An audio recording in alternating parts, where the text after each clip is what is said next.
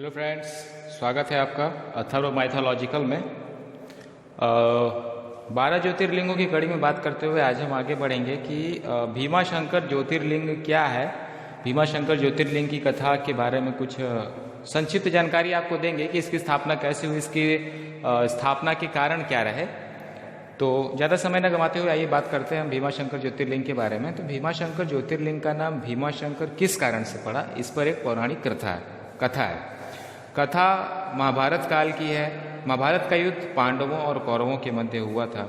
इस युद्ध में बड़े महान वीरों की क्षति हुई और दोनों ही पक्षों ने अनेक महावीरों और सैनिकों को युद्ध में खो दिया। इस युद्ध में शामिल होने वाले दोनों पक्षों को गुरु द्रोणाचार्य से प्रशिक्षण प्राप्त हुआ था और कौरवों और पांडवों ने जिस स्थान पर दोनों को प्रशिक्षण देने का कार्य किया था, मतलब द्रोणाचार्य जो उनके गुरु थे, उनको जिस स्थान पर कौरवों और पांडवों को प्रशिक्षण दिया था वो स्थान था उज्जैनक। यहीं पर आज भगवान महादेव भीमाशंकर का विशाल ज्योतिर्लिंग है।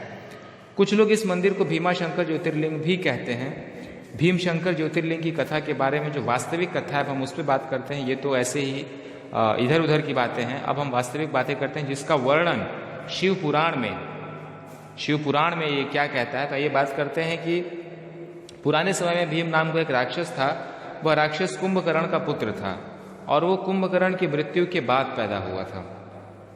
शिव पुराण में कुंभकर्ण की मृत्यु के बाद पैदा हुआ था और उसको अपने पिता की मृत्यु का यह आभास नहीं था कि वो भगवान श्री राम के द्वारा ही मारे गए, यानी कि उसे अपने पिता की मृत्यु भगवान राम के हाथों होने की घटना की जानकारी नहीं थी। समय बीतने के साथ जब उसने अपनी माता से इस घटना की जानकारी हुई तो वो भगवान श्री राम का वध करने के लिए एकदम आतुर हो गया और अपने उद्देश्य को पूरा करने के लिए उसने अनेक वर्षों तक कठोर तपस्या की। उसकी तपस्या से प्रसन्न होकर ब्रह्मा जी ने उसे विजयी होने का वरदान दिया। वरदान पाने के बाद तो जानते ही हैं सभी राक्षस अपना आपा खो बैठते हैं और वो निरंकुश हो गया, यानी कि उस पर किसी प्रकार का कोई भी अंकुश न रहा और मनुष्यों के साथ देवी देवता भी उससे भयभीत होने लगे। धीरे धीरे उसका आतंक था वो चारों लोक में फैलने लगा। सभी देवता एकदम पस्त हो गए उसके आतंक के चर्चे देखकर। देवताओं को उसने परास्त करना आरंभ कर दिया। जहाँ जाता मृत्यु का तांडव होने लगता। तो उसने सभी के पूजा पाठ बंद करवा दिए। अत्यंत परेशान होने लगे। अत्यंत परेशान होने के बाद त्रिभुवनपति भगवान शिव की शरण में सभी देवी देवता गए।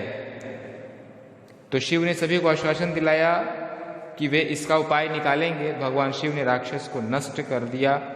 भगवान शिव ने सभी देवों से आग्रह किया कि वे स्थान पर शिवलिंग रूप में विराजित हों।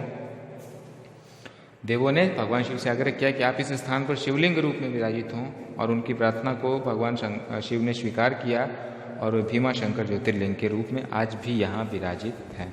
तो फ्रेंड्स, आपको इसमें समझ में आया होगा भीमाशंकर ज्योतिर्लिंग की कथा संक्षिप्त में मैंने बताई। आगे बात करेंगे एक नए ज्योतिर्लिंग के बारे में। तब तक के लिए आप सुनते रहिए अथर्व माइथोलॉजिकल। Hello friends.